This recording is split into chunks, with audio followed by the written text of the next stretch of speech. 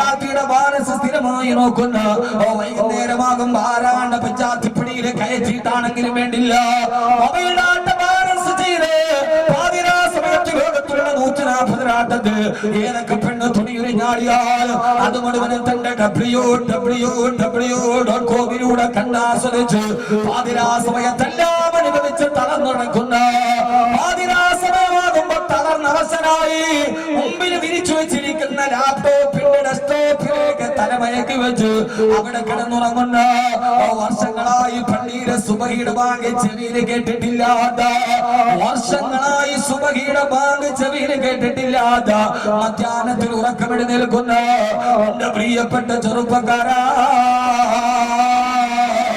മരിക്കണ്ട മോനെ ആ ഉറക്കം തന്നെ ഒരു മരണമായി മാറിയാലോ ആ മരണത്തെ കുറിച്ച് ഓർത്തിട്ട് കരയാനാണ് വിധങ്ങൾ പറഞ്ഞത് മഹാനായ അബൂബക്കർ റളിയല്ലാഹു തആല അൻഹു മരണാസന്നനായി സക്കറാത്തിന്റെ വേദനയിൽ കിടക്കുമ്പോ ബഹുമാനപ്പെട്ട ആയിഷ റളിയല്ലാഹു തആല ഓടി വന്നു ഉപ്പലോകത്തിനാനറിഞ്ഞ് മഹദിയായ ആയിഷ റളിയല്ലാഹു തആല ഓടി വരികയാ ആ സമയത്ത് വന്ന് ഉപ്പാടെ ചാരത്ത് വന്നിട്ട് ആയിഷ ബീവി പൊട്ടിക്കരഞ്ഞു പറഞ്ഞു വന്ന് എന്റെ പ്രിയപ്പെട്ട ഉപ്പ നിങ്ങൾ എന്നെ വിട്ടു പോയാ ഇനി എന്റെ ഉപ്പാക്ക് പകരം എനിക്കാരാണുള്ളത് ആ സമയത്തൊരു പ്രിയപ്പെട്ട പൊന്നുമോളുടെ കരച്ചില പൊന്നുമോളെ വാപ്പ മരിക്കുന്ന സമയത്തൊരു പൊന്നുമോളോട് അബൂബക്കർ റളിയല്ലാഹു തആല 63 വയസ്സാണ് പ്രായം ആയിഷ റളിയല്ലാഹു തആലയ്ക്ക് കൃത്യം 20 വയസ്സാണ് പ്രായം വാപ്പ മരിക്കുമ്പോ 20ാമത്തെ വയസ്സിലെത്തിയ പ്രിയപ്പെട്ട വിധവയായ മകളാണ് ആയിഷ പൊട്ടിക്കരയാണ് എന്റെ ഉപ്പ പോവുകയാണോ എന്റെ പ്രിയപ്പെട്ട ഭർത്താവ് റസൂലുള്ളാഹി സ്വല്ലല്ലാഹു അലൈഹി വസല്ലം വഫാത്തായിട്ട് എനിക്കൊരു വലിയ നഷ്ടം സംഭവിച്ചിട്ട് കാലങ്ങളായില്ല രണ്ടാമത് എനിക്കൊരു മുസീബത്ത് വരുന്നു എന്റെ ഭർത്താവ് പോയിട്ട് ആരംഭവും അവരംഭവും എന്റെ പ്രിയപ്പെട്ട ഉപ്പയാ ഭർത്താവ് മരിച്ച് എനിക്ക് എന്റെ ഉപ്പ ഇവിടെ പറഞ്ഞാൽ പിന്നെ എനിക്ക് ആരാണ് ഉപ്പ എന്റെ പ്രിയപ്പെട്ട പൊന്നുമോള് സക്കറാത്തിന്റെ വേദനയിൽ അല്ലാഹുവേ ജീവിതത്തിൽ സഹിക്കാൻ പറ്റാത്തൊരവസ്ഥയതല്ലേ പിതാക്കന്മാര് നമ്മുടെ മരണത്തിന്റെ വേദനയിൽ കിടക്കുമ്പോ ആറ്റുനോട്ട് വളർത്തിയ മക്കൾ വന്നിട്ട് നമുക്കൊന്നും പറയാൻ കഴിയാതെ നമ്മൾ നിൽക്കുന്ന സമയത്ത് പൊട്ടിക്കരയുമ്പോ ഉപ്പാന്ന് വിളിച്ചിട്ട് മക്കൾ കരയുമ്പോ ആ കരച്ചിൽ കണ്ടു നിൽക്കാൻ നമുക്ക് പറ്റുമോ മക്കളെ ഹൃദയത്തിന് ചേർത്ത് വെച്ച് സ്നേഹിക്കുന്ന പൊന്നുമകളെ ആൺമക്കളെക്കാൾ നമുക്ക് സ്നേഹം നമ്മുടെ പെൺമക്കളോടാണല്ലോ ഒരു പിതാവ് എന്ന രീതിയിൽ അനുഭവിച്ചതെന്ന് ഞാൻ പറയാ നമ്മുടെ ഹൃദയത്തിൽ കെട്ടിപ്പിടിച്ച് നിൽക്കുന്നത് നമ്മുടെ പൊന്നു പെൺമക്കളാ ഒന്ന് കാണാൻ കൊതിക്കുന്ന ഏത് സമയത്ത് വീട്ടിലോട്ട് ഓടിച്ചെല്ലുമ്പോഴും അപ്പാന്ന് വിളിച്ചോടി വന്ന് കെട്ടിപ്പിടിച്ച് കഴുത്തിൽ ചാടിക്കടന്ന് കവളത്ത് മൊത്തം നമ്മുടെ പൊന്നുമക്കള് സക്കറാത്തിന്റെ വേദനയിൽ പെടയാണ് ഒരു ഭാഗത്ത് മരണവേദന ആ സമയത്ത് ചാരത്ത് വന്ന് പെൺമക്കള് ഉപ്പ എന്ന് പറഞ്ഞിട്ട് കരഞ്ഞാൽ ആ കരച്ചിന് നമുക്ക് സഹിക്കാൻ കഴിയില്ലല്ലോ ആയിഷ റളിയല്ലാഹു തആലയുടെ പൊന്നുമോളുടെ കരച്ചിൽ കണ്ടപ്പോ മാത്രമല്ല ഭർത്താവ് മരിച്ചിട്ട് വിധവയാണ് തന്റെ പൊന്നുമോൾ അബൂബക്കർ റളിയല്ലാഹു തആല ഒരു പിതാവിനെയും മകളെയും നിങ്ങളെ കഥാപാത്രത്തിലൂടെ തിരിച്ചറിയുക പറഞ്ഞു പൊന്നുമോളെ ആയിഷ ഇങ്ങനെ പറയാനല്ലല്ലോ അല്ലാഹു പറഞ്ഞു തന്നത് പിന്നെ എങ്ങനെയാണ് ഉപ്പ الموت بالحق ذلك ما كنت منه تحيد മരണവേദന നിനക്ക് ആസന്നമായി നീ ഒളിച്ചു നടന്ന മരണം നിന്നെ പിടികൂടാനെത്തി എന്നർത്ഥം വരുന്ന ആയത്തോതി കൊടുത്തപ്പോ ആയിഷ റളിയല്ലാഹു തആല പൊട്ടിക്കരഞ്ഞു പോയി ഉപ്പ സകലത്തിന്റെ വേദനയാണ് ഉപ്പ അതേ മോളെ നിന്റെ ഉപ്പ പോവുകയാ غمامو بوجهه إيمان اليتامى عصمة للأرامل وقال تعالى عائشة بنت പാടിയ പാട്ടാണിത് وابيض يستسقى الغمام بوجهه ചുവപ്പ് കലർന്ന വെളുപ്പ് നിറമുള്ള എന്റെ ഉപ്പ അങ്ങേ തപസ്സിലാക്കി ദുആ ചെയ്തപ്പോഴല്ലയോ ആകാശത്ത് നിന്ന് മഴത്തുള്ളികൾ താഴോട്ട് വന്നത് അങ്ങ് സംരക്ഷകനായി. അങ്ങനെ മകൾക്ക് പറയാൻ കഴിയുന്ന വാപ്പമാർ ഈ സദസ്സിലുണ്ട്. വാപ്പ അങ്ങ് ജീവിച്ചിരുന്നപ്പോ കൈയടിച്ച് ദാനം ചെയ്തവനാണല്ലോ. എത്ര എത്ര വിധവകൾക്ക് അങ്ങ് കല്യാണത്തിന്റെ സൗഭാഗ്യം കൊടുത്തു.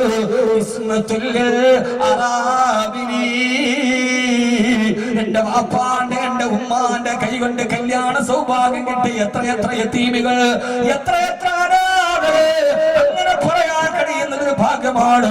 അല്ലാഹു അവരുടെ പ്രയാസങ്ങളൊക്കെ മാറ്റിക്കൊടുക്കട്ടെ.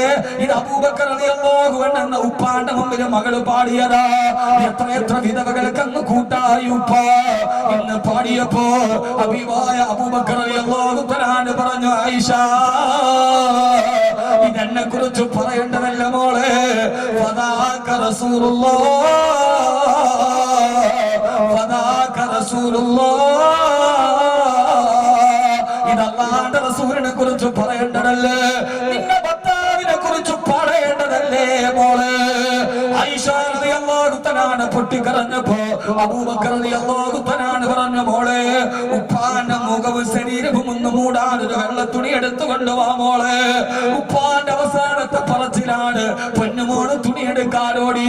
കൂട്ടനിന്ന് സഹാബത്ത് പറഞ്ഞു, മഹാനവറുകളെ നിങ്ങളുടെ മരണമാസന്നമായല്ലോ, ഞങ്ങളൊരു വൈദ്യനെ വിളിക്കേ, രോഗം കരശരായല്ലോ. എന്തിനാണ് വൈദ്യനെ വിളിക്കുന്നത്? വൈദ്യൻ ഇപ്പൊ എന്നെ പരിശോധിച്ചിട്ട് തിരിച്ചു പോയതേയുള്ളൂ, ഞങ്ങൾ കണ്ടില്ലല്ലോ. നിങ്ങൾക്ക് കാണാൻ കഴിയാത്ത വൈദ്യനാണ് വന്നത്. അതേ പരിശോധിച്ചിട്ട് എന്താണ് പറഞ്ഞത്? അബൂബക്കർ റളിയല്ലാഹു തആല പറയാ, വൈദ്യൻ എന്നെ പരിശോധിച്ചിട്ട് എന്നോട് പറഞ്ഞു,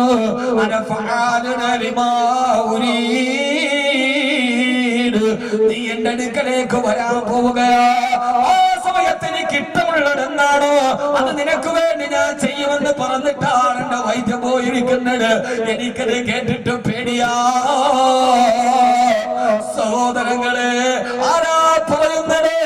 സാഹിബ് റസൂലില്ലാഹ് الرضا عن نبي بكر وعن عمر وعن علي وعن عثمان ذي الكرم مولاي صل وسلم.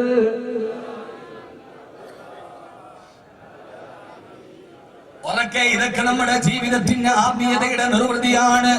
ഈ ബുർറയൊക്കെ നമ്മൾ വീട്ടിൽ നിന്ന് പടിയടച്ച് പിണ്ണം വെച്ചപ്പോ നമ്മുടെ ജീവിതം ബറക്കത്തില്ലാത്തതായി.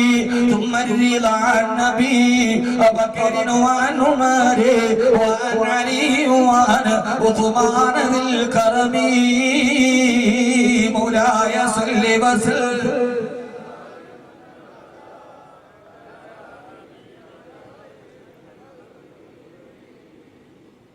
മുഴുവന് പാടിപ്പുകറ്റിയ അബൂബക്കറെ സ്വർഗമാണ് സ്വർഗമാണെന്ന് അല്ലാഹുവിന്റെ റസൂൽ വാഗ്ദാനം ചെയ്ത അബൂബക്കർ റളിയല്ലാഹു തആല സക്കറാത്തിന്റെ വേദനയിൽ പറയാ, ആയിഷ എനിക്ക് പേടിയാകുന്നു മോള്. ഓടി വെള്ളത്തുണിയുമായി പൊന്നുമോള് വന്നപ്പോ ആയിഷ ഉപ്പാന്റെ മുഖവും ശരീരവും ഒന്ന് മൂടുമോളെ. ആ മൂടി ആയിഷ അതിന്റെ ഉപ്പാക്ക് പേടിയാകുന്നു. എന്തേ ഉപ്പാ? എന്റെ വൈദ്യൻ എന്നോട് അല്ല എന്നോട് പറഞ്ഞു, നീ അങ്ങോട്ട് വാ, എനിക്ക് ഇഷ്ടമുള്ളതുപോലെ നിന്നോട് ഞാൻ പ്രവർത്തിക്കുമെന്ന്. എന്റെ റബ്ബിന്റെ കയ്യിലല്ലേ നരകമുള്ളത്, അവന്റെ കയ്യിൽ തന്നെയല്ല സ്വർഗമുള്ളത്. അവൻ ഏതാണ് എന്നോട് നൽകുന്നതെന്ന് എനിക്കറിയില്ല മോളെ എന്ന് പറഞ്ഞു പൊട്ടിക്കരഞ്ഞപ്പോ വാപ്പാന്റെ കണ്ണുനീര് തുടച്ചു മാറ്റി ആയിഷ റളിയല്ലാഹു തആല മുഖമിട്ട് മൂടി. കുറച്ചു കഴിഞ്ഞപ്പോ ചലനം അവസാനിച്ചു.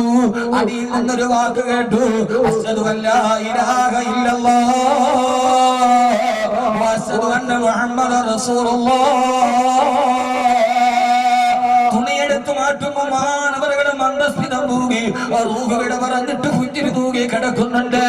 എന്റെ പ്രിയപ്പെട്ട സഹോദരങ്ങളോട് സഹോദരിമാരോട് അവനവന്റെ മരണം ഇത്രത്തോളം നല്ലതായി മാറാട് ഇന്നത്തെ ദിവസം നമുക്ക് ദുആ ചെയ്യാം. അല്ലാഹുവേ അല്ലാഹുവേ അല്ലാഹുവേ ഞങ്ങളുടെ മരണം നീ നന്നാക്കി തരണേ അല്ലാഹ്. അതുകൊണ്ട് ഈ ജീവിതം നന്നാവണോ. എല്ലാ ദിവസവും നിങ്ങൾ ഓതണം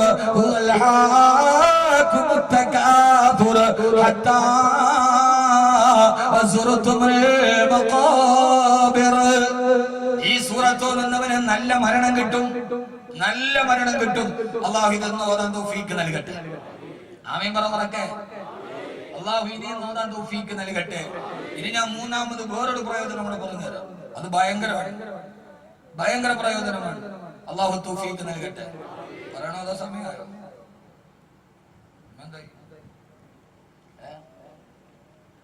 ഒന്നുകൂടി പറഞ്ഞു തരട്ടെ. എന്താ മനുഷ്യന്മാരൊക്കെ ഇരിക്കണ? ഒന്ന് സഹകരിക്കും. നിങ്ങൾ എന്താ സീറ്റ് കിട്ടാത്ത സ്ഥാനാർത്ഥിയെ പോലെ? അള്ളാഹു നമുക്ക് ബോധം നൽകി അനുഗ്രഹിക്കട്ടെ. എന്റെ പൊന്നു സഹോദരങ്ങളെ, ഇപ്പൊ സ്ഥാനാർത്ഥിയായി ജയിച്ചു. ഏതായാലും ഒരാളെ ജയിക്കും. ജയിച്ചാൽ തന്നെ എത്ര വർഷം? 5. അത് കഴിയുമ്പോ അടുത്ത ആള്. ഞാൻ പറയാൻ പോകുന്ന സീറ്റ് ഖാലിദീന ഫീഹാ അബദാ. അത് പിന്നെ ആരും അവിടെ ജയിക്കാൻ പിന്നെ ആരും അവിടെ കാലാകാലം അവിടെ തന്നെയാണ്. അള്ളാഹു നമ്മളെ ഇവിടെ എത്തിക്കട്ടെ. അതുകൊണ്ട് സൂറത്ത് തക്കാസുർ ഓർത്തിട്ട് കരയുക എന്ന് പറഞ്ഞതിന്റെ അർത്ഥം എന്താ? നമ്മൾ ആരും കരയില്ല. എന്താണെന്നറിയോ? കരഞ്ഞാല് കണ്ണുനീരിന്റെ പാടിങ്ങനെ വരുന്നതാണ്. മഹാനായ ഉമർ റളിയല്ലാഹു തആല മരിച്ചപ്പോ ജനാസ കുളിപ്പിച്ച ആളുകൾ കണ്ടത് ശരീരത്തിൽ 2 അടയാളം ഉണ്ടായിരുന്നു. ഒന്ന് പാവപ്പെട്ടവരെ സഹായിക്കാൻ മാവ് തോളിൽ വെച്ച് ചുമന്നുകൊണ്ട് പോയതിന്റെ അടയാളം. രണ്ടാമത് നരകത്തെ ഓർത്ത് കരഞ്ഞതിനാൽ ഈ 2 കണ്ണിൽ ഇങ്ങനെ ഒരു ചെറിയ അടയാളം ഉണ്ടായിരുന്നു. കണ്ണുനീര് പോയ ഒരു ചാല്. തോടൊക്കെ ഒഴുകട്ടെ അവിടെ ഒരു ചാല് കിടക്കൂല വയലിൽ. അതേപോലെ തന്റെ തെറ്റുകളും നരകം ഓർത്ത് കരഞ്ഞ് ഉമർ റളിയല്ലാഹു തആല അൻഹുവിന്റെ കവിളിൽ ഒരു ചാലുണ്ടായിരുന്നു. സൂറത്ത് തക്കാസുർ ഓതിയപ്പോൾ ഉമർ റളിയല്ലാഹു തആല ബോധം കെട്ടി താഴെ വീണെന്നാ പറയുന്നത്.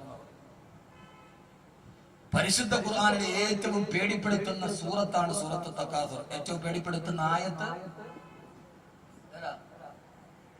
ഏറ്റവും ഭയാനകരമായ സൂറത്ത് തക്കാസുർ. 114 സൂറത്തിലെ 6666 ആയത്തുകളിൽ ഏറ്റവും പേടിപ്പെടുത്തുന്ന ആയത്ത് ഏതാ? അറിയില്ല.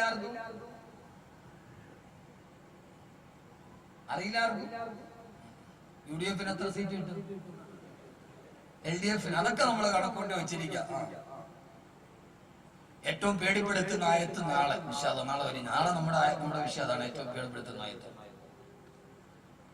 നമ്മള് കരയാത്തത് എന്താണെന്നറിയാം? കരഞ്ഞ കവിളിന്റെ മുഖത്ത് ഇങ്ങനെ ചാല് വരും. ചാല് വന്നാൽ പിന്നെ നമ്മുടെ ഗ്ലാമറൊക്കെ അങ്ങ് പോവും. ഒരടയാളം മാറ്റാനുള്ള പെടാപ്പാടിലാണ് നമ്മൾ. കാവേരി തേക്ക് 6 ആഴ്ച കൊണ്ട് കറുത്ത പുള്ളി അപ്രത്യക്ഷമായി. ഇതേത് സാമ്പത്തിക മാന്യമുണ്ടെങ്കിലും എല്ലാരും പറയുന്നത് ഭയങ്കര സാമ്പത്തിക ടൈറ്റ് ആണ്. ഇന്നൊക്കെ ഫിറോസ് എന്നോട് പറഞ്ഞു, ബെൻസ് ഏറ്റവും കൂടുതൽ ആ കമ്പനി ബെൻസ് കാർ വിറ്റ് ഈ വർഷം. എന്നാ എല്ലാവർക്കും സാമ്പത്തിക പ്രതിസന്ധിയാണ്. എന്നാ ഈ കൊടയിൽ ഉണ്ടാകുന്ന ഒരൊറ്റ ബ്രോസ്റ്റ് പൊരിച്ച കൊടി മിച്ചോട്ടിൻ്റെതാണ്. ഇന്ന് ഏറ്റവും കൂടുതൽ പൈസ മുടക്കുന്നത് സ്വർണത്തിനല്ല, കോസ്മെറ്റിക് ഐറ്റംസിനാണ്. ആണും പെണ്ണും കോസ്മെറ്റിക് ഐറ്റംസ് തേക്കാത്ത ആരാളുള്ളത്? പണ്ട് നമ്മളൊരു പെണ്ണ് കെട്ടിച്ചിട്ട് ഒരാളുടെ ബെഡ്റൂമിലോട്ട് കയറി പോയാൽ ആകെ വാതിൽ നമ്മുടെ കാണുന്നത് തടിയുടെ അലമാരയിൽ പണ്ടത്തെ ഒരു കുട്ടിക്കൂറാടെ പൗഡർ ഉണ്ട് അല്ലെ? അതിന്റെ അപ്പുറത്തോട്ട് വേറെ സാധനം കുട്ടിക്കൂറാടെ പൗഡർ ഉണ്ട് പണ്ട്.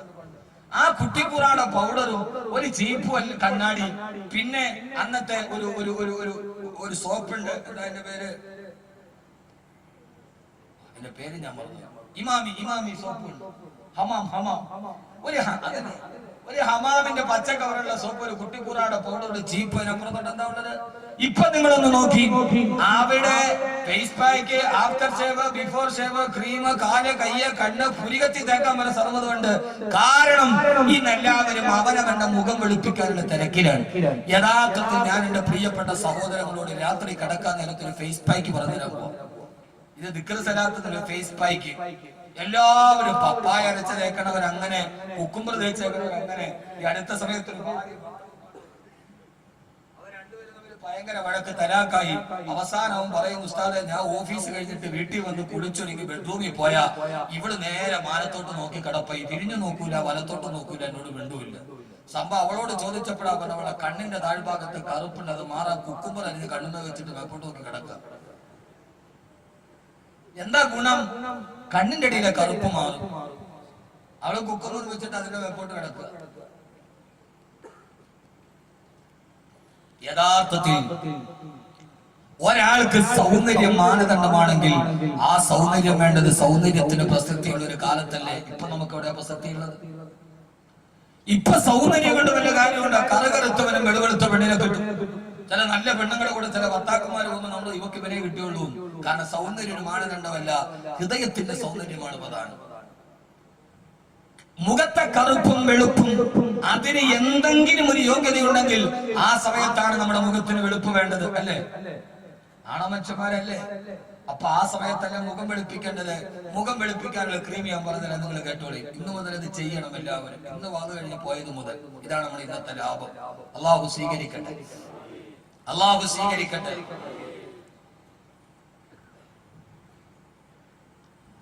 ആ ദിവസമാണ് ഒരാളുടെ സൗന്ദര്യം അവന് പരിഗണിക്കുന്നൊരു ദിവസമാണ്. അള്ളാഹു പറയുകയാണ്, നാളെ പരലോകത്ത് പടച്ചറപ്പിന്റെ മുമ്പിൽ വരുമ്പോ, കത്തിക്കാളുന്ന നരകത്തിന്റെ മുമ്പിൽ പേടിയോടെ നിൽക്കുമ്പോ, ആ സമയത്ത് അവിടെയുള്ള ആളുകളുടെ മുഖം കണ്ടിരിയില്ല.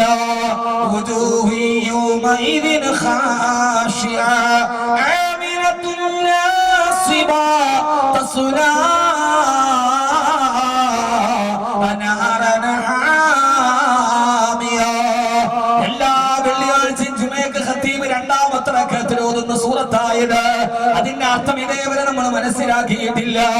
അല്ലാഹു പറയുകയാണ്, മുമ്പിൽ വിചാരണക്ക് വേണ്ടി ജനകോടികൾ ഒരുമിച്ച് നിൽക്കുമ്പോ അല്ലാഹുവിനോട് എന്ത് സമാധാനമാണ് പറയേണ്ടതെന്നറിയാതെ എല്ലാവരും അത്ഭുതത്തോടെ നോക്കി നിൽക്കുമ്പോ ആ സമയത്ത്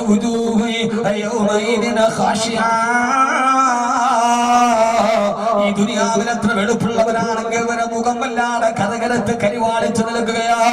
എന്ത് കാരണമെന്നറിയോ? അവര് ജീവിതത്തിൽ ചെയ്ത ദുഷ്കർമ്മങ്ങളെ കാണുമ്പോ, അവരുടെ മദ്യപാനവും അവരുടെ ചൂതാട്ടവും അവരുടെ വ്യഭിചാരവും എന്ന് വേണ്ട ദുഷ്പ്രവർത്തനങ്ങൾ അവരെ കൈമുൻപിൽ കാണുമ്പോ അവരറിയാതെ മുഖം അങ്ങനെ കറുത്തു പോവുകയാണ്.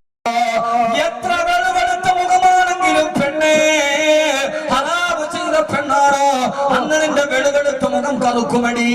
ആ സമയത്താണ് ആ മുഖം കറുക്കാനുള്ള കാരണമേതോ? ഇന്ന് പലപ്പോഴും ആളുകളുടെ ജോലിക്ക് കറുത്തു പോയല്ലോ. നമ്മൾ പെട്ടെന്ന് പറയും അത്രക്ക് വലിയ ചൂടല്ലേ മുഖത്തടിക്കുന്നത്. അന്ന് കറുക്കുന്നതിന്റെ കാരണമേണെന്നറിയോ?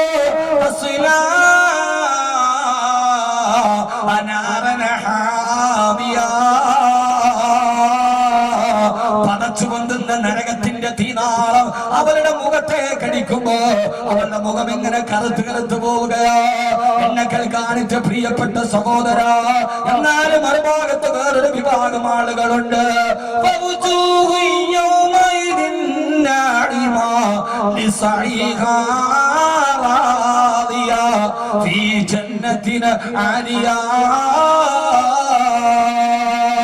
അവരുടെ മുഖം എത്ര കറുകരത്തവരാണെങ്കിലും മുഖം ഇങ്ങനെ വെളുവെടുത്ത് നിൽക്കുകയോ. കാരണം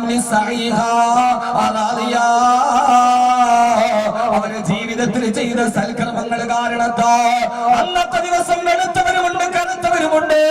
ഈ ആയത്ത് മുത്തുനബി സല്ലല്ലാഹു അലൈഹി വസല്ലം ഓതി കൊടുക്കവേ ഹബീബായ നബിയോട് സഹാബത്ത് ചോദിച്ചു, തിരുദൂതരെ, നാളെ പടച്ചറപ്പിന്റെ മുമ്പിൽ പോകുമ്പോ ഞങ്ങളുടെ മുഖത്തിന് വെളുപ്പ് കിട്ടാൻ ഒരു പോകടി പറഞ്ഞതാ നബിയെ. ഈ പാതിരാ സമയത്ത് കത്തിച്ചൊലിക്കുന്ന സൂര്യനാൽ പകല് ചുട്ടുമെടുക്കുമ്പോ നേരത്ത് വിളിച്ചിട്ട് ഇവിടെ വന്നെന്റെ സഹോദരങ്ങളോട് സഹോദരിമാരോട്, ഇത് വാക്കവിയുടെ വാടക കഥത്തിന്റെ പ്രസംഗമല്ല. ഇന്നിവിടെ നിന്ന് ഇറങ്ങി പോകുമ്പോ നിങ്ങളുടെ ജീവിതത്തിന്റെ പരലോകത്തേക്കുള്ള യാത്രയുടെ മുതൽ കൂട്ടായി ആറടി മണ്ണിലെ ഏറ്റവും വലിയ പ്രകാശമായി തീർന്നില്ല ഇനി പറയാറുണ്ട്. അതിനാണ് ഞാൻ ഇങ്ങനെ കട്ടപ്പെട്ടു എന്ന് പറയുന്നതുള്ള സമയത്ത് മർമ്മപ്രധാനമായ ഭാഗങ്ങൾ ഹബീബായ നബി സല്ലല്ലാഹു അലൈഹി വസല്ലം പറഞ്ഞു കൊടുത്തു. ആരെങ്കിലും കിടക്കാൻ പോകുന്നതിന് മുമ്പ്, എല്ലാ ദിവസവും കിടക്കാൻ പോകുന്നതിന് മുമ്പ്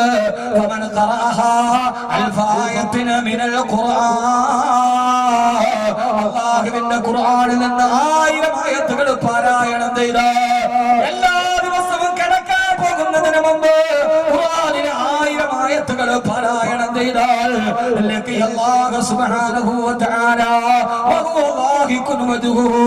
അവന്റെ മുഖം പ്രസന്നമായ അവസ്ഥയിൽ അല്ലാഹുവിന്റെ മുമ്പിൽ അവന് നിൽക്കാൻ കഴിയുമെന്ന് ഹബീബായ നബിയുനാ റസൂലുള്ളാഹി സല്ലല്ലാഹു അലൈഹി വസല്ലം തങ്ങളെ കേൾക്കുമോ?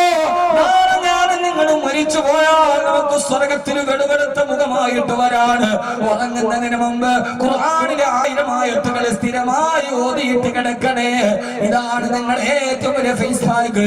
അല്ലാഹു ചെയ്യാൻ തൗഫീഖ് നൽകട്ടെ. 1000 ആയത്ത് ഓതിയാൽ മതി, ഫേറാന്റെ ഒരു കാലം വെളുപ്പ് കിട്ടും. പക്ഷെ അത് ഓതിക്കൂടെ പറ മനുഷ്യന്മാരെ. അങ്ങനെ ഉറപ്പിച്ചവരൊക്കെ കൈ ഉറങ്ങുന്നതിന് മുമ്പ് 1000 ആയത്ത്. ചുമ്മാ കൈയും കൂടെ തെരഞ്ഞെടുപ്പ് കൺവെൻഷൻ അല്ല, ചുമ്മാ കൈവക്കാൻ 1000 ആയത്ത് ദിവസം ഓതണം. 1000 ആയത്ത് എന്ന് പറഞ്ഞാൽ ഖുർആനിൽ 6666 ആയത്തുണ്ട്. അതായത് ഖുർആന്റെ 1/6 എന്ന് പറഞ്ഞാൽ 5 ജുസ്. ഹാമീം മുതൽ സൂറത്തുൽ നാസ് വരെ ശിശ എഴുതിട്ട് ഉറങ്ങുന്നതിന് മുമ്പ് ഓതണം. തയ്യാറുള്ളവരെന്ന് കൈവക്ക 5 ജുസ് കൈവക്ക. പറ്റുന്നവർ ആത്മാർത്ഥയോടെ ചുമ്മാ പൊക്കലിട്. ഞാൻ പറഞ്ഞത് 5 ജുസ് ഓതണം ദിവസം. പറ്റുമോ? നടക്കൂല മക്കളെ. ഒരു ദിവസം 2 ദിവസമാണ് പറ്റും. മരിക്കണവരെ പറ്റൂ. ആരാ പൊക്കി നോക്കട്ടെ.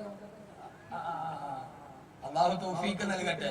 അതിന് മാത്രം സമയമൊന്നും വേണ്ട. 5 ജുസ് ഓതാൻ ഒരാൾക്ക് 1 ജുസ് ഖുർആൻ നന്നായിട്ട് ഓതാൻ ഹാഫിദ് ആണെങ്കിൽ 20 മിനിറ്റ് മതി.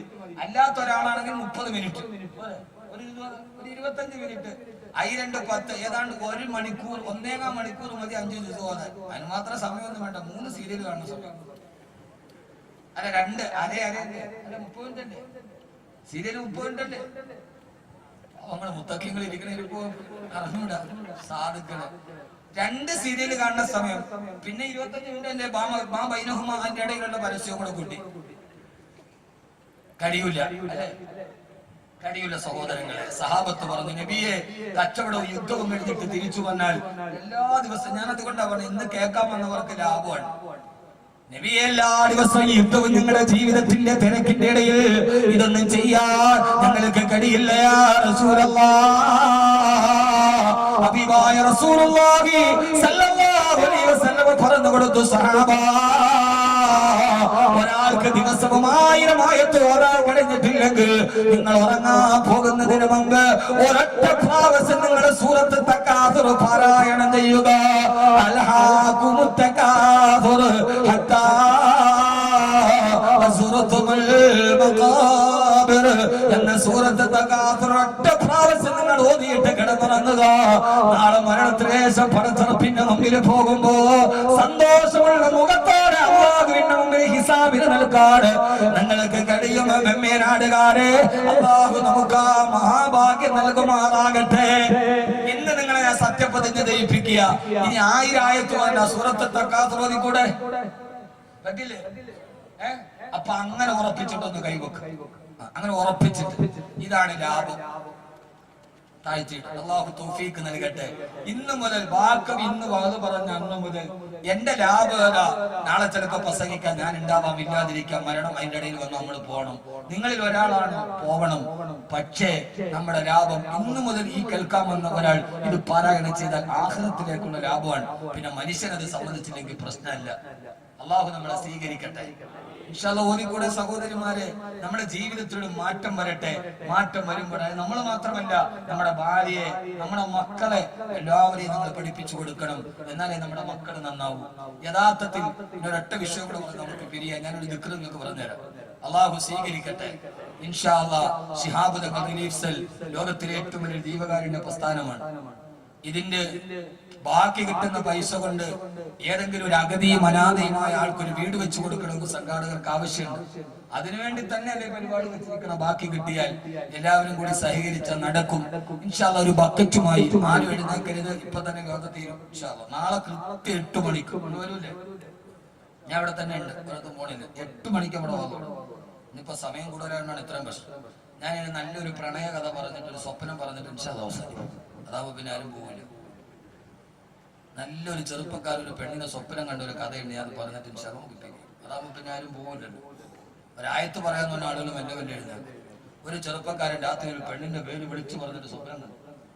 കൂട്ടുകാർക്കൊക്കെ നല്ല കഥ ഞാൻ പറഞ്ഞുതരാം. ഇതും ഈ സൂറത്തുമായി ബന്ധപ്പെട്ട് അല്ലാഹു സ്വീകരിക്കട്ടെ. സംഘാടകരും ബക്കറ്റുമായിട്ട് നമ്മുടെ മുമ്പിൽ വരും.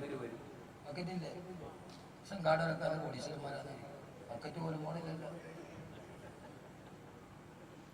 എല്ലാവരും ഒരു നല്ല സദഖ ഇന്ന് ഇൻഷാ അല്ലാഹ് കൊടുക്കാം. നാളെ നമ്മുടെ ദുആയുടെ സദസ്സാണ്. നാളെ അവസാനം പ്രത്യേക ദുആയുണ്ട്. എല്ലാവരും, ഞാൻ വേറൊന്നും പറയണില്ല, നിങ്ങൾ വരുമ്പോ ഒരു പാവപ്പെട്ട കുടുംബത്തിൽ 10-600 സ്ക്വയർ ഫീറ്റ് ഉള്ള ഒരു വീട് വെച്ചു കൊടുക്കും. നിങ്ങൾ എല്ലാവരും കൂടി ഒന്ന് കൂടിയ നടക്കും. 1000 കട്ട ഉണ്ടാവും. ഒരു 10 പാക്കറ്റ് സിമന്റ് ഉണ്ടോ? എല്ലാവരും കൂടെ കൂടിയാൽ മതി, വലിയ പിരിവൊന്നുമില്ല. എല്ലാവരും കൂടി നാളത്തെ ദുആയിലും ഒരു പേപ്പർ എടുത്തിട്ട് ഉസ്താദ് എന്റെ പേര്, അഡ്രസ്, ഫോൺ നമ്പർ, ഒരു 10 പാക്കറ്റ് സിമന്റ് ഞാൻ കൊടുക്കാം. അല്ലെങ്കിൽ ഒരു പാവപ്പെട്ട കുടുംബത്തിന് ഒരു വാതിൽ എന്റെ വക, ഒരു ജനൽ എന്റെ വക, ഒരു 100 കട്ട എന്റെ വക, ഒരു 100 പാക്കറ്റ് സിമന്റ് എന്റെ വക, അതിന്റെ പ്ലംബിംഗ് എന്റെ വക, അതിന്റെ ഇലക്ട്രിക് എന്റെ വക. ഒരു പാവത്തിന് നമുക്ക് ചെയ്യാൻ കഴിയും. നാളെ വരുമ്പോ നീ ഒന്നും ചോദിക്കണില്ല, ഒരു പേപ്പറിൽ നിങ്ങൾ എഴുതിക്കൊണ്ട് വന്ന ഇൻഷാ അല്ലാഹ് ഉസ്താദെ ഇത്രയും കൊടുത്തേക്കും. എല്ലാവരും അതിനകത്ത് നല്ല സദഖയും ഉറക്ക സലാത്തി ബിഹഖി സല്ലല്ലാഹു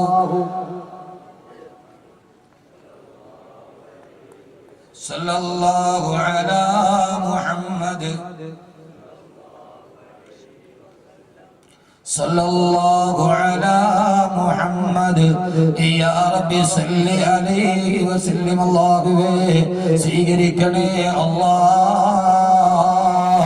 ഈ സദഖ ചെയ്യുന്ന സഹോദരങ്ങൾ ഏതാഗ്രഹത്തോടെ സദഖ ചെയ്യുന്നുവോ അവരെ ഹലാലായ മുറാദുകൾ ഹാസിലാക്കണേ അല്ലാഹ്. പ്രയാസങ്ങൾ മാറ്റി കൊടുക്കണേ തമ്പുരാനെ. അല്ലാഹുവേ അല്ലാഹുവേ ഏതെങ്കിലും രോഗങ്ങളുള്ളവരാണെങ്കിൽ അവരെ രോഗങ്ങളെ നീ ശിഫയാക്കണേ അല്ലാഹ്. കടബാധയുള്ളവരാണെങ്കിൽ കടബാധ്യത മാറ്റി കൊടുക്കണേ തമ്പുരാനെ. അവസാനം ഈമാനോട് തഖ്വയോടെ ജീവിച്ച് തഖ്വയോടെയുള്ള വഫാത്ത് നൽകി അനുഗ്രഹിക്കണേ അല്ലാഹ്. സയ്യിദനാ മുഹമ്മദ് വആലിഹി വസഹ്ബിഹി അജ്മഈൻ. അല്ലാഹു നമ്മളെ സ്വീകരിക്കുമാറാകട്ടെ. അബക്കത്തിൽ നല്ല സദഖ കൊടുക്കി എല്ലാവരും വെള്ളം ഒഴിച്ചാൽ സാധാരണ പോലെ ചൂട് ഏറ്റവും വലുത് പ്രസംഗത്തിന്റെ ഇടയിൽ സാധാ വെള്ളം കരിയുണ്ട്. പ്രസംഗം ഇപ്പൊ ഏറ്റവും പാടാണ്. 1 മണിക്കൂറൊക്കെ കുഴഞ്ഞ് താഴെ വീണു. അത്രയ്ക്ക് ബനീനൊക്കെ പിഴിഞ്ഞാൽ ഇത്രയും വേർപ്പുണ്ടാവും. അങ്ങനെയാ പ്രസംഗിക്കുന്നത്. അള്ളാഹു നമ്മളെ നന്നാക്കി തരട്ടെ. വളരെ പ്രധാനപ്പെട്ട ഒരു ആയത്ത് കൂടി പറഞ്ഞ് ഇൻഷാ അല്ലാഹ് നമുക്ക് ഇന്ന് ദുആ ചെയ്ത് വരിക. നാളെ ഇൻഷാ അല്ലാഹ് നമുക്ക് 8 മണിക്ക് തുടങ്ങാം. അള്ളാഹു തൗഫീഖ് നൽകട്ടെ. അള്ളാഹുവിന്റെ പ്രവാചകൻ നബി മുഹമ്മദ് മുസ്തഫ സല്ലല്ലാഹു അലൈഹി നമ്മുടെ ഈ സൂറത്ത് തക്കാത്തുർ ഇൻഷാ അല്ലാഹ് എല്ലാവരെ കൊണ്ട് ഓദിപ്പിക്കണം. ചെയ്യൂലേ? ഭാര്യ, മക്കൾ, മരുമക്കൾ എല്ലാവരോടും അങ്ങനെ ഒരു സംസ്കാരം നമ്മുടെ വീട്ടിലുണ്ടാകണം. എല്ലാവരും ഖുർആൻ ഓതുന്ന, ദിക്ർ ഓതുന്ന ഒരു സംസ്കാരം. അതിലാണ് നമ്മുടെ മക്കൾ നന്നായി വരിക. ബഹുമാനപ്പെട്ട അബ്ദുല്ലാഹ് ഇബ്നു സൈദ് റളിയല്ലാഹു തആല അൻഹു പറയാ, എനിക്ക് 6 വയസ്സ് പ്രായമുള്ളപ്പോ എന്റെ വാപ്പ എനിക്കൊരു ദിക്ർ പഠിപ്പിച്ചു തന്നു. ആ ദിക്ർ ഞാൻ സ്ഥിരമായി ചൊല്ലിയപ്പോ വജഅല ഫീ ഖൽബി നൂറാ, എന്റെ ഹൃദയത്തിൽ അല്ലാഹു പ്രകാശം നിറച്ചു തന്നു. അതേ ദിക്ർ 2 വർഷം കൂടി ചൊല്ലി 10 വയസ്സ് വരെ ആ ദിക്ർ ഞാൻ ചൊല്ലാൻ തുടങ്ങി. അപ്പോൾ അല്ലാഹു സുബ്ഹാനഹു വ തആല വജഅല ഫീ സിരി നൂറാ, എന്റെ റൂഹിന് അല്ലാഹു പ്രകാശം നൽകി. 6-ാമത്തെ വയസ്സിൽ വാപ്പ മകനെ ഇരുത്തിയിട്ട് ദിക്ർ പഠിപ്പിച്ചു കൊടുത്തപ്പോ ആ ദിക്ർ ചൊല്ലിയ മകന്റെ ഹൃദയം പ്രകാശിക്കാൻ തുടങ്ങി. സഹോദരങ്ങളെ, നമ്മൾ പഠിപ്പിച്ചു കൊടുക്കുന്ന ദിക്റുകൾ, സലാത്തുകൾ, ഖുർആനുകൾ അത് നമ്മുടെ മക്കൾക്ക് പകർന്നു കൊടുക്കണം. അവരുടെ ഹൃദയത്തിൽ അല്ലാഹുവിന്റെ നൂറ് പകർന്നു കൊടുക്കും. മഹാനായ അബ്ദുല്ലാഹ് ഇബ്നു സൈദ് റളിയല്ലാഹു അൻഹുവിന് വാപ്പയായ സൈദ് റളിയല്ലാഹു തആല പഠിപ്പിച്ചു കൊടുത്ത ദിക്റാണ് അല്ലാഹു ഹാദിരി, അല്ലാഹു നാദിരി, അല്ലാഹു ഷാഹിദി, അല്ലാഹു മഈ. ഇന്ന് കിട്ടുന്നതൊക്കെ ലാഭമാണ്. 6-ാമത്തെ വയസ്സിൽ മോനെ കൊണ്ട് തെളിയിപ്പിച്ചു. 2 വർഷം തുടർച്ചയായിട്ട് തെളിയിപ്പോ മോന്റെ ഹൃദയത്തിൽ പ്രകാശമായി. പിന്നെ ആ മോൻ കള്ളു കുടിക്കൂല. നമ്മളിതൊക്കെ മൊയ്യാക്കന്മാർക്ക് കൈമടക്കുണ്ടാക്കാനുള്ള സംവിധാനം എന്ന് പറഞ്ഞ് പ്രചരിപ്പിച്ചു. നമ്മളെ അതിൽ നിന്ന് മാറി. അപ്പൊ പിന്നെ നമ്മുടെ മക്കളും അങ്ങനെ തന്നെയായി. ഇത് മൊയ്യാർക്ക് കൈമടക്ക് കിട്ടാനല്ല ഞാൻ പറയണത്. പള്ളിയിലെ മുക്രിക്കാക്കാർക്ക് മുഹീദ്ദീനാത്തി ഓതാനല്ല ഞാൻ പറയണത്. പള്ളിയിലെ മുക്രിക്കാക്കാരെ കൈമടക്കൊത്തിട്ട് ആരും വിഷമിക്കണ്ട. കാരണം ലോകത്തിലെ ഏറ്റവും ചെറിയ ശമ്പളത്തിൽ ജോലി ചെയ്യുന്ന ആളാണ് പള്ളിയിലെ മുക്രിക്കാക്ക. പക്ഷേ കോടീശ്വരന്മാര് കടക്കണി വന്നിട്ട് ആത്മഹത്യ ചെയ്തിട്ടുണ്ട്. ഏറ്റവും ചെറിയ ശമ്പളത്തിൽ ജോലി ചെയ്യുന്ന മുക്രിക്കാക്ക ഇന്നേ വരെ കടക്കണി വന്നിട്ട് ആത്മഹത്യ ചെയ്ത ചരിത്രം കേട്ടിട്ടില്ല. കാരണം അവരെ കാര്യത്തിൽ അല്ലാഹു ബറക്കത്ത് ചെയ്യും. കോടീശ്വരന്മാർ ആത്മഹത്യ ചെയ്തിട്ടുണ്ട്, പള്ളിയിലെ മുക്രിക്കാക്ക ചെയ്തിട്ടില്ല. അതുകൊണ്ട് അതോർത്തിട്ട് ആരും ബേജാറാവണ്ട. മക്കളെ പഠിപ്പിച്ചു കൊടുക്കണം. ആ ദിക്റാണ് അല്ലാഹു ഹാദിരി. പറമോനെ, അല്ലാഹു ഹാദിരി, അല്ലാഹു നാദിരി, അല്ലാഹു ഷാഹിദി, അല്ലാഹു മഈ. ഒന്ന് എഴുതിയിട്ടുണ്ട്.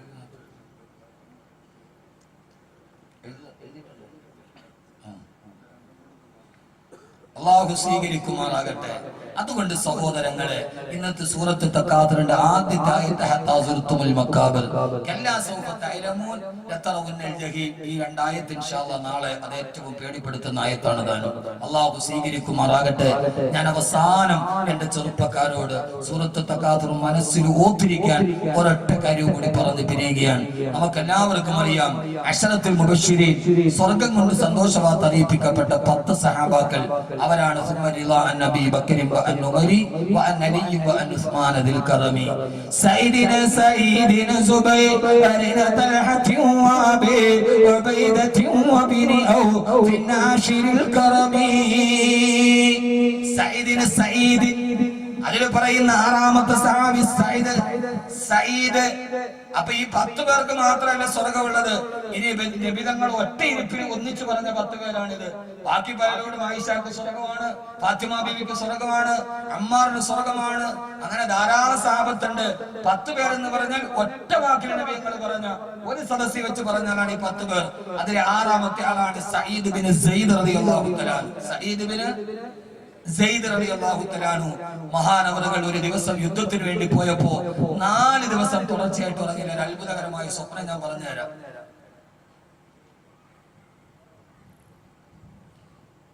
4 ദിവസമായിട്ട് ഉറക്കമില്ല. കൂട്ടുകാരൻ പറഞ്ഞ സയ്യിദേ, നാളെ മുതൽ യുദ്ധം തുടങ്ങാൻ പോകില്ലേ, നീ ഇങ്ങനെ ഉറങ്ങാതെ നടന്നാൽ ആരോഗ്യം കിട്ടുമോ? അതുകൊണ്ട് കിടന്നൊന്ന് ഉറങ്ങ് സയ്യിദേ. മഹാനായ സയ്യിദ് ബിൻ സെയ്ദ് എന്ന് പറയുന്ന ചെറുപ്പക്കാരനായ സഹാബി ഉറങ്ങാൻ കിടന്നു. 4 ദിവസം ഉറക്കമളച്ചിട്ട് പിന്നെ ഉറങ്ങാൻ കിടന്നാല് വല്ലാത്ത ഉറക്കമല്ലേ. ഗാഢനിദ്രയിലേക്ക് പോയി മഹാനായ സയ്യിദ് ബിൻ സെയ്ദ് റളിയല്ലാഹു തആല അൻഹു. ആ ഉറക്കം ഇങ്ങനെ വല്ലാതെ പിടിച്ചപ്പോ ഉറക്കത്തിൽ കിടന്ന് മഹാനവറുകൾ പിച്ചും പേയും പറയാ, യാ ഖല്ലിനി യാ ഇനാ മർദിയാ,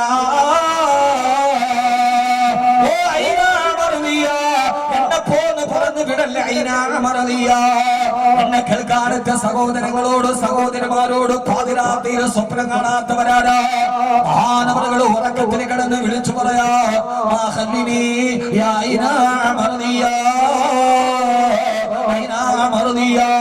എന്നെ പോന്ന് പറയരുത്, എന്നെ വിട്ടത്, എന്നെ അങ്ങോട്ട് പറഞ്ഞേക്കരുത്. അടുത്തിരുന്ന കൂട്ടുകാരെ ശരീരത്തെ തട്ടി ചെയ്തേ, എന്താ ഉറക്കത്തിൽ പിച്ചുമ്പേയും പറയുന്നത്, എഴുന്നേക്ക് ചെയ്തേ. സയ്യിദ് ബിൻ സെയ്ദ് റളിയല്ലാഹു തആല എഴുന്നേറ്റു. അടുത്തിരുന്ന ആള് ഉറക്കത്തിൽ പറയാ, യാ ഐനാ മർദിയ. ഐനാ മർദിയ ഒരു പെണ്ണിന്റെ പേരാണ്. നിന്റെ കാമുകിയുടെ പേര് പറയണമാതിരിയല്ല, കാമുകിയല്ല. യാ ഐനാ മർദിയ, എന്നെ വിടല്ലേ, എന്നെ പറഞ്ഞു വിടല്ലേ. കൂട്ടുകാരൻ അടിച്ചു. എന്താ സയ്യിദ് ബിൻ സെയ്ദ് പിച്ചും പേയും പറയുന്നു? ചാടി എഴുന്നേറ്റ് ഉറക്കത്തിൽ. സയ്യിദ് നീ എന്താ പറഞ്ഞത്? കൂട്ടുകാരാ, ഞാൻ ഈ ഉറക്കത്തിൽ ഒരു സ്വപ്നം കണ്ടു, ഒരു വല്ലാത്ത സ്വപ്നം കണ്ടു. എന്താണ് സയ്യിദേ? ആ സ്വപ്നം ഞാൻ പറയില്ല കൂട്ടുകാരാ, എന്നോടൊന്ന് പറയണേ സയ്യിദേ. സയ്യിദ് റളിയല്ലാഹു തആല കൂട്ടുകാരാ, ഞാൻ ആ സ്വപ്നം പറയില്ല. ഒരു കാര്യം നിങ്ങൾ ആണും പെണ്ണും കേട്ടോളി, കാണുന്ന സ്വപ്നമല്ല എല്ലാവരോടും പറയാൻ പാടില്ല. കാണുന്ന സ്വപ്നം എല്ലാരോടും പറയാൻ പാടില്ല കേട്ടാ. ഇങ്ങനെ നോക്ക്, ചില പെണ്ണുങ്ങള് സ്വപ്നവ്യാഖ്യാനത്തിന്റെ പുസ്തകം തലയുടെ അടി വെച്ചോണ്ട് കിടക്കും. കണ്ട ഉടനെ എഴുന്നേറ്റ് തുറന്നു. സ്വപ്ന വ്യാഖ്യാനം എല്ലാരോടും പറയാൻ പാടില്ല. സ്വപ്നം ഞാനല്ല, ഖുർആൻ. ഇത് അഹമ്മദ് കബീർ ഗൂഗിളിൽ നിന്ന് പറഞ്ഞല്ല, ഖുർആൻ. യാക്കൂബ് നബി യൂസുഫ് നബി സ്വപ്നം കണ്ടപ്പോ യാക്കൂബ് നബി പറഞ്ഞു, മോനെ ലാ തഖസ്സുസ് റുയാക അലാ ഇഖ്വതിക, ഈ സ്വപ്നം നിന്റെ സഹോദരങ്ങളോട് പറയരുത് മോനെ. ആരോട് പറഞ്ഞാൽ നിന്റെ കൂടെ പുറപ്പുകളോട് പറയരുത്. ഈ ആയത്തിന് തഫ്സീറുണ്ട്. ഒരാൾക്ക് എന്തെങ്കിലും ഒരു നേട്ടമുണ്ടായാൽ ആദ്യം അസൂയ ഉണ്ടാകുന്നത് സ്വന്തത്തിൽ നിന്നാണെന്ന് വിശുദ്ധ ഖുർആൻ. പഠിച്ചോളിയും. ഖുർആൻ പഠിക്കാൻ ആർക്കെങ്കിലും പറ്റില്ല, പഠിച്ചോളിയും. മോനെ യൂസുഫേ, ഈ സ്വപ്നം നീ ആരോട് പറയാൻ പാടില്ല. നിന്റെ സഹോദരങ്ങളോട് പ്രത്യേകിച്ച് പറയരുത്. കാരണം ഒരാൾക്ക് ഒരു നേട്ടവും ഒരു വളർച്ചയും ഉണ്ടായാൽ ആദ്യം അസൂയ ഉണ്ടാകുന്ന കൂട്ടത്തിൽ നിന്നാവും, പിന്നെ നാട്ടുകാർക്കുണ്ടാവും. ഖുർആൻ എന്റെ വകയല്ല, നിങ്ങൾ ആരും എന്നെ തുറച്ചു നോക്കാൻ വേണ്ട. ഞാൻ ഇതിപ്പോ എവിടെയും പറയും. എന്നെ സംബന്ധിച്ചോളം പറയണേ ഒരാളുടെ മുഖം ഞാൻ നോക്കൂല. അതുകൊണ്ട് ആരും പലതും പറഞ്ഞേക്കാം, അതൊരു വിഷയമല്ല. അത് അല്ലാഹുവിന്റെ മാർഗത്തിലാണ്. അലാ ഇഖ്വതിക, സഹോദരങ്ങളോട് പറയരുത്. കാരണം പറഞ്ഞാൽ ആദ്യ അസൂയണ്ടാണ് കൂട്ടത്തിൽ നിന്ന്, പിന്നെ വെളിയിൽ നിന്നുണ്ടാവും. അള്ളാഹു നമ്മളെ കാത്തുരക്ഷിക്കട്ടെ. എല്ലാ ഹസദീന്ന്, ഐനീന്ന്, സിഹ്റിന്ന് അള്ളാഹു നമ്മളെ കാത്തുരക്ഷിക്കുമാറാകട്ടെ. ഖുർആൻ പറയാത്തതൊന്നുമില്ല. സ്വപ്നം പറയരുത്, സ്വപ്നം പറയരുത്. സൈലൻസറിന്റെ ഫ്ലൂട്ട് കട്ട് ചെയ്തിട്ട് വണ്ടി ഓടിക്കരുത് എന്ന് ലോകത്ത് ആദ്യം ട്രാഫിക് നിയമം പറഞ്ഞ ഗ്രന്ഥം ഖുർആനാണ്. സമയമെല്ലാം പറഞ്ഞു തന്നെ 1 മുതൽ 12 വരെ NLC പഠിപ്പിച്ചത് ഖുർആനാണ്. കേട്ടിട്ടുണ്ടോ? ഇല്ല. എന്നാൽ ഖുർആൻ പഠിക്കണം. ഖുർആൻ മയ്യത്തിന്റെ അടുത്ത് അതാണ് മാത്രമല്ല, പറയാൻ സമയമില്ല. എപ്പോ പറയാൻ 1 മുതൽ 12 വരെ എണ്ണം പഠിപ്പിച്ചേക്കണം ഖുർആൻ. നിങ്ങൾ പറഞ്ഞാരാ? ടീച്ചർ പോയി 1ാം ക്ലാസ്സിൽ നിന്ന് പറഞ്ഞ മക്കളെ 1, 2, 3, 4, 5, 6, 7, 8, 9, 10 ഇത് ടീച്ചർ അല്ല പഠിപ്പിച്ചത്, നിന്റെ ഖുർആൻ. കേട്ടോളി. നമുക്ക് ധൃതിയുണ്ടോ പോകാൻ? ഉണ്ടോ? ഉണ്ടെങ്കിൽ ഏറ്റവും ദൂരെ പോകേണ്ട ഞാനല്ലേ. എന്നാ ഇങ്ങോട്ട് നോക്കോളീ.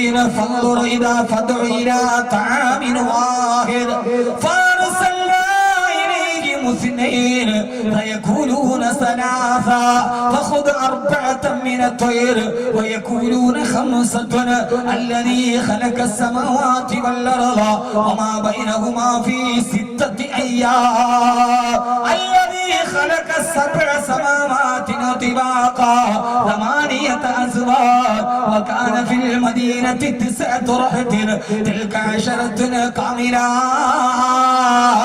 إني رأيت 11 كوكبا إن عدة الشهور عند الله 12 شهرا. ഞാനിപ്പോ ഓതിയത് 12 ആയത്താണ് ഖുർആനിലെ 12 സ്ഥലത്ത്. ഒറ്റ ആയത്തല്ല ഇത്. 1 മുതൽ 12 വരെ ഉണ്ട്. ഇവിടെ അറബി അറിയാവുന്നവർക്ക് അറിയാം ഇല്ലേ? എന്നാ എന്റെ കൂടെ എണ്ണ 1 മുതൽ 12 വരെ ഖുർആൻ എണ്ണ സംഖ്യ പഠിപ്പിക്കുകയാണ്. പറയാക്കാനാത്തോണ്ട് എനിക്ക് ഒരാൾ അതിന്റെ ചാർജ് പോയിട്ട് ക്ലിക്ക് എടുത്താണ്. 38 വർഷം. വാഹിദ് എന്റെ കൂടെ എണ്ണ എന്നാലേ പറയുള്ളൂ. വാഹിദ് 1 സൂറത്തുൽ ബഖറ. ഫഅർസൽനാ ഇലൈഹിം ഇസ്നൈൻ. സൂറത്ത് യാസീൻ ഇസ്നൈൻ. പാറമനുഷ്യന്മാര് ഇസ്നൈൻ.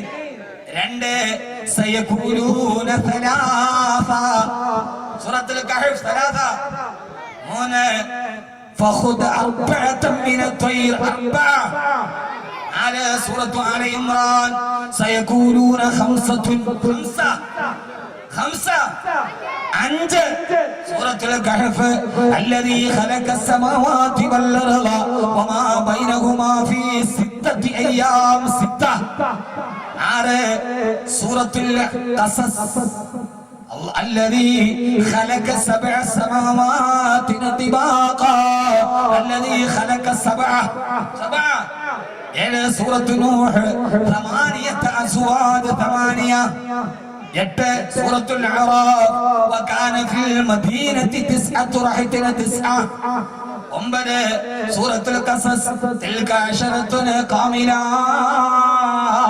10 സൂറത്തുൽ ബഖറ. ഇന്നി റഅയ്തു 11 കൗകബാ. 11 സൂറത്ത് യൂസുഫ്. ഇന്ന ഇദ്ദത ശുഹൂരി ഇൻദല്ലാഹി 12 ശഹറാ. 12 സൂറത്ത് തൗബ. ഇനി പറ കുട്ടികളെ, നിനക്ക് ഇംഗ്ലീഷ് മീഡിയത്തിലാണ് 1 പഠിപ്പിച്ചത്, അല്ലാഹുവിന്റെ ഖുർആനാണ്. ഇത് പഠിക്കണം. ഖുർആന്റെ ആഴത്തിലൂടെ ഇറങ്ങണം. എനിക്ക് ഏറ്റവും ഇഷ്ടപ്പെട്ട വിഷയം ഇതാണ്. പക്ഷെ ആളുകൾക്ക് മനസ്സിലാക്കാൻ ബുദ്ധിമുട്ടുണ്ട്. സൈലൻസറിന്റെ ട്രാഫിക് നിയമം ലോകത്ത് പറഞ്ഞ ഒരേ ഒരു ഗ്രന്ഥം ഖുർആനാണ്. RTO അല്ല. സൈലൻസറിന്റെ പൂട്ട് കട്ട് ചെയ്യാൻ പാടില്ല. മനസ്സിലായോ?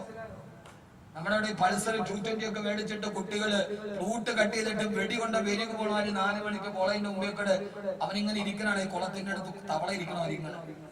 എന്നിട്ടൊരു പോക്ക പാടില്ല. പൊല്യൂഷൻ പാടില്ല. ഖുർആൻ.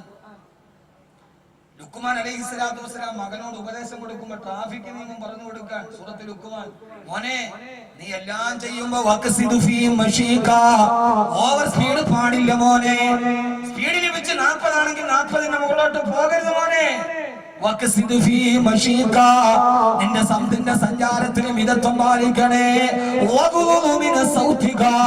ആളുകൾക്ക് പ്രശ്നമുണ്ടാക്കുന്ന സൗണ്ട് ഉണ്ടാക്കിയിട്ട് സഞ്ചരിക്കല്ല മോനെ. സൈലൻസറിന്റെ കൂട്ടുകെട്ട് ചെയ്തിട്ട് പൊല്യൂഷൻ ഉണ്ടാക്കി ബൈക്ക് ഓടിക്കുന്നത് ഹറാമാണെന്ന് വിശുദ്ധ ഖുർആൻ. സംവാദത്തിലുണ്ട് വായന്റെ അടുക്കൽ ഖുർആൻ. മോനേത് പാടില്ല. അല്ലാഹു നമുക്ക് ബോധം തരട്ടെ. ഇനി ഒരാൾക്ക് വണ്ടി ഉണ്ടെങ്കിൽ ആ വണ്ടി കഴുകിയിടണം. പൊടിയുമായി ചെളിയുമായിട്ട് വണ്ടി ഓടിക്കാൻ പാടില്ല എന്ന് പോലും ഖുർആൻ പറഞ്ഞിട്ടുണ്ട്. ഇതൊക്കെ പറഞ്ഞോണ്ടാണ് ഗബീർ വാക്ക് ആർക്കും കണ്ടുകൂടാത്ത അയാൾക്ക് വണ്ടി ഉണ്ടോടാ പറയണത്. والخيل والبغال والحمير لتركبوها وزينا. ഒട്ടകത്തെയും കുതിരയെയും നിങ്ങൾക്ക് ഞാൻ തന്നത് രണ്ട് കാര്യത്തിനാണ്. ഒന്ന് സഞ്ചരിക്കാനും വസീന ഭംഗിയോടെ കൊണ്ടു നടക്കാനും. ഒട്ടകത്തെ കുളിപ്പിക്കണം. അന്നത്തെ വാഹനം ഒട്ടകവും കുതിരയാണ്. അതിനെ ഭംഗിയോടെ കുളിപ്പിച്ചു കൊണ്ട് നടക്കണേ. നിനക്ക് വാഹനമുണ്ടെങ്കിൽ വസീന, അത് നിന്റെ അലങ്കാരമാണ്. അത് അല്ലാഹു തന്ന അനുഗ്രഹമാണ്. അത് കഴുകി വൃത്തിയാക്കി സന്തോഷത്തോടെ സൗന്ദര്യത്തോടെ കൊണ്ട് നടക്കണമെന്ന് വിശുദ്ധ ഖുർആൻ. ഖബർ പറഞ്ഞ് നരകം പറഞ്ഞ് പേടിപ്പിച്ച ഖുർആനാണ് ഇതും പറഞ്ഞു വന്നത്. അള്ളാഹു നമുക്ക് ബോധം തരട്ടെ. ആ ഖുർആനാണ് പറഞ്ഞത്. ഇത് നമുക്ക് പിന്നീട് നാളെ ഇൻഷാ അല്ലാഹ് കുറെ രഹസ്യം കൂടി ഞാൻ പറഞ്ഞുതരാം. പക്ഷെ ഇന്ന് സമയം കുറവ്. പറഞ്ഞു ആരോട് സ്വപ്നം പറയാൻ പാടില്ല. ഞാൻ അവസാനിപ്പിക്കാൻ സമയറേ. കൂട്ടുകാരൻ പറഞ്ഞു, അപ്പൊ നിങ്ങളോട് ഒരു അറിവ് പറഞ്ഞു എന്നുള്ളൂ. ഇത്രയും നേരം വന്നതല്ലേ. അപ്പോഴാണ് ഖുർആൻ പറഞ്ഞത്,